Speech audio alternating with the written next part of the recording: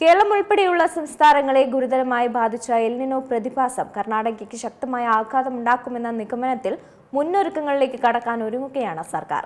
El Niño പ്രതിഭാസം മൂലം തെക്കുപടിഞ്ഞാറൻ മൺസൂൺ ദുർബലമായതിനാൽ സംസ്ഥാനത്ത് വരൾച്ചയ്ക്ക് സാധ്യതയുണ്ടെന്ന നിഗമനത്തിലാണ് കർണാടക. എൽനിനോ പ്രതിഭാസം കർണാടകയെ കടുത്ത പ്രതിസന്ധിയിലേക്ക് നയിക്കുമെന്ന മുന്നറിയിപ്പിനെ തുടർന്ന് ബംഗളൂരുവിൽ അടിയന്തര ജലസംരക്ഷണ നിർദ്ദേശങ്ങളാണ് പ്രഖ്യാപിച്ചിരിക്കുന്നത്.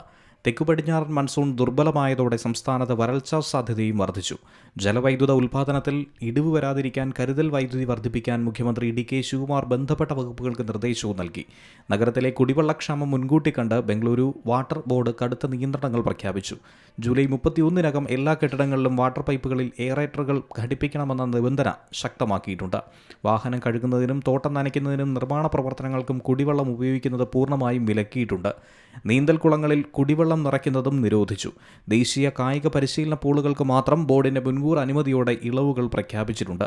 അല്ലാത്തവയ്ക്ക് കടുത്ത നിയന്ത്രണം തന്നെയാണ് നിലവിൽ ഏർപ്പെടുത്തിയിരിക്കുന്നത്. പ്രധാന അണക്കെട്ടുകളിലെ ജലനിരപ്പ് ഗണ്യമായി താഴ്ന്നതായിട്ടാണ് റിപ്പോർട്ടുകൾ ചൂണ്ടിക്കാണിക്കുന്നത്.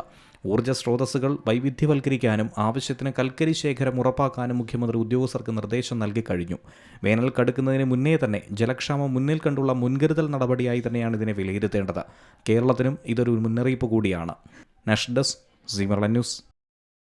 ഏറ്റവും പുതിയ വാർത്തകളും വിശേഷങ്ങളും വിരൽത്തുമ്പിലറിയാൻ സീ മലയാളം ന്യൂസ് എല്ലാ ഡിജിറ്റൽ പ്ലാറ്റ്ഫോമുകളിലും ലഭ്യം.